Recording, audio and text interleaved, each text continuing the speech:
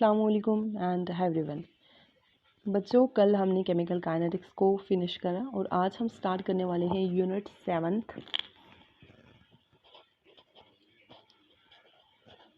जिसका नाम है पी ब्लॉक एलिमेंट्स। ठीक है जी। अगर हम मार्क्स की बात करें तो ये 8 मार्क्स का है। ठीक है। अब पी ब्लॉक में जैसे कि आपको पता है पी ब्लॉक स्टार्ट होता है ग्रुप 13 और जाके ख़त्म होता है ग्रुप 18 में। कितने हो गए पूरे? 6 ग्रुप है ना। 6 ग्रुप क्यों, 7 क्यों नहीं हो गए? तो आपको पता है जो पी सबशेल होती है उसमें 3 ऑर्बिटल्स होती हैं, एक तो पी एक्स, दूसरी पी वाई और तीसरी पी जेड। मैंने आपको 11th में बताया था कि पी ऑर्बिट सबशेल या ऑर्बिट पी सबशेल को एक ट्रेन समझिए और उस ट्रेन के अंदर 3 डिब्बे होते हैं। ठीक है। और एक डिब्बे में 2 इलेक्ट्रॉन्स अकोमोडेट हो सकते हैं, रह सकते हैं, और 3 डिब्बों में 6 हो गए। ठीक है। तो मैक्सिमम यहाँ पी ऑर्बिटल में 6 इलेक्ट्रॉन आ सकते हैं, इसीलिए यहाँ पी ब्लॉक में 6 ग्रुप्स हैं। ठीक है। अब इसको पी ब्लॉक बोला क्यों? क्योंकि जब कोई लास्ट इलेक्ट्रॉन जब आप मतलब इलेक्ट्रॉनिक कन्फिग्रेशन करके फिलिंग कर रहे हैं तो लास्ट इलेक्ट्रॉन किसी एक पी ऑर्बिटल में एंटर हो, चाहे वो पी एक्स में, चाहे वो पी वाई में, चाहे वो पी जेड में एंटर हो, तब हम उसको बोलेंगे कि ये कौन सा एलिमेंट है पी ब्लॉक का। इलेक्ट्रॉनिक कन्फिग्रेशन करेंगे, आपको सब क्लियर होता चलेगा। ठीक है। अब अगर हम बात करें कि पी ब्लॉक के जो ग्रुप हैं इनको नाम दिया गया है, मतलब इनके जो ये इंट्रोडक्शन चल रही है अभी पी ब्लॉक की। अभी पी ब्लॉक में पढ़ना क्या है हमें? आपके सिलेबस में ग्रुप 13 से 18 तक तो मतलब पी ब्लॉक है, लेकिन आपके सिलेबस में हमें पढ़ने हैं ग्रुप 15 to 18। ठीक है। ये 4 ग्रुप हमें पढ़ने हैं। बाकी की ये पी ब्लॉक तो आपने 11th में भी पढ़ा है। ठीक है। तो चलिए देखते हैं सबसे पहले कि ये जो पी ब्लॉक के हैं इन सब का नाम रखा हुआ है। ठीक है। ग्रुप 13 है जो, उसको बोला जाता है बोरान फैमिली। ग्रुप 13 को बोला जाता है बोरान फैमिली। भाई ऐसा क्यों? क्योंकि बोरान इनका जो है ना वो फर्स्ट मेंबर है इस फैमिली का। तो ये जो ग्रुप्स हैं are mostly name on the name of first member of each group. ठीक है। फर्स्ट मेंबर जो है इनके ग्रुप का उसी के बेस पर इनके नाम दिए हैं। तो boron is the first member of the group 13 elements, तो इसीलिए इसको बोरान फैमिली बोला गया। ग्रुप जीपी लिख दिया मैंने, पूरा लिखिएगा।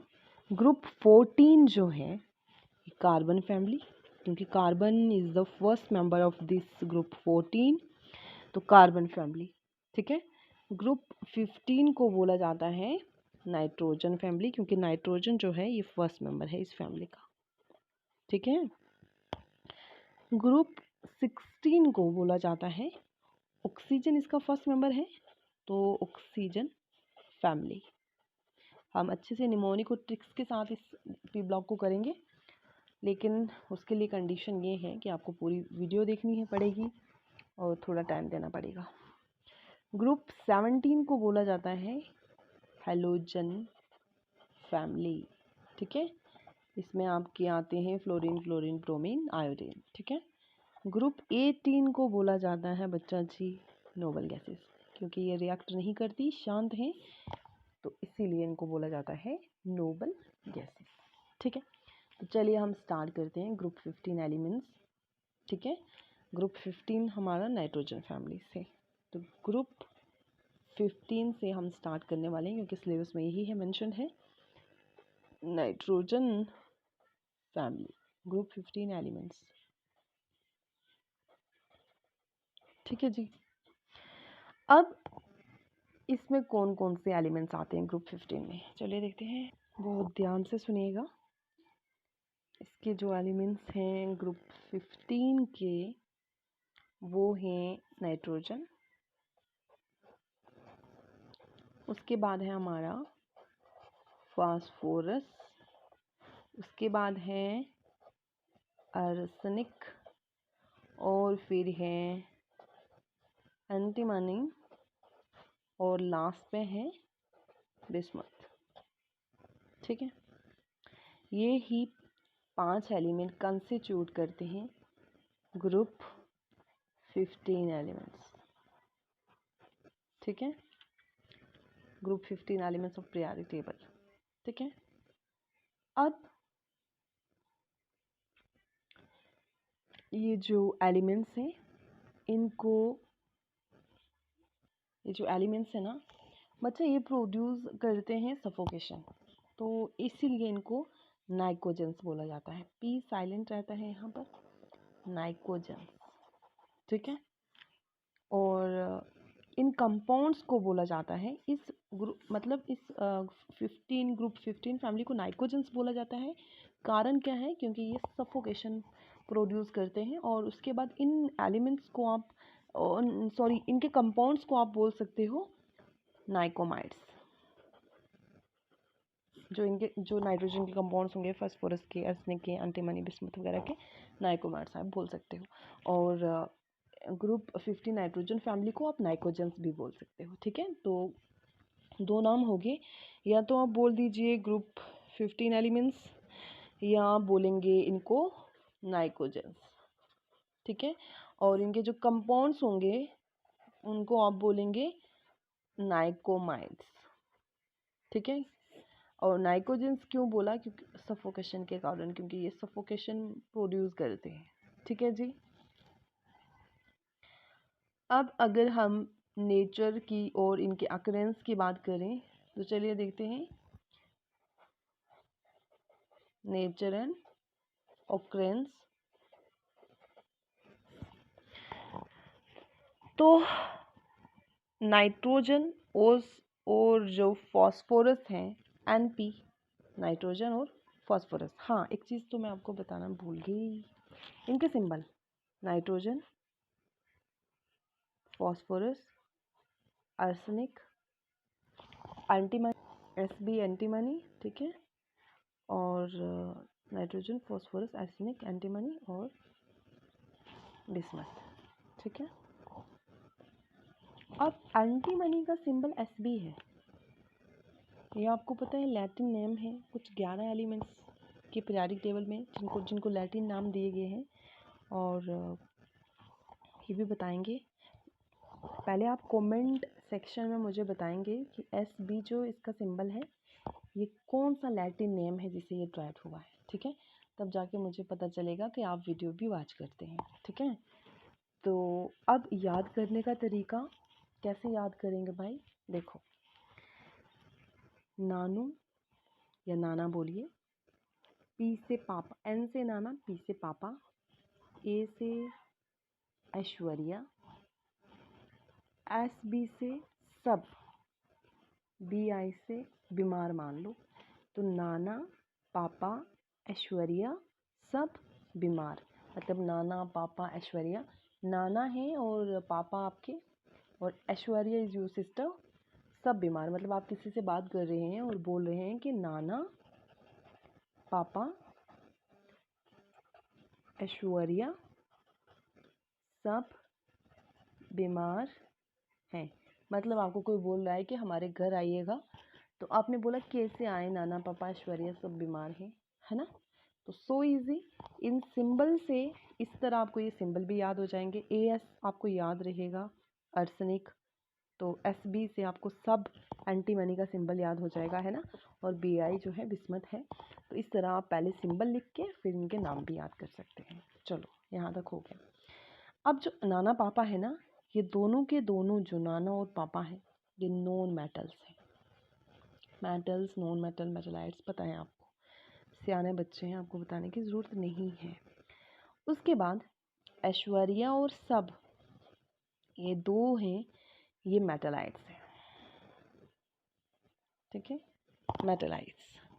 और जो आपके बीमार हैं बिस्मथ, ये टिपिकली मेटल है, टिपिकल मेटल। तो 2 नॉन मेटल, 2 मेटलाइट, एक, इनको सेमी मेटल से भी बोला जाता है मेटलाइट को। ठीक है, समझ आई? तो ये टिपिकल मेटल है। कुछ बोलते हैं कि नहीं नॉन मेटल है या मेटलाइट है, लेकिन ऐसा नहीं है, टिपिकल मेटल है ये। अब हम चलते हैं ओकरेंस की तरफ।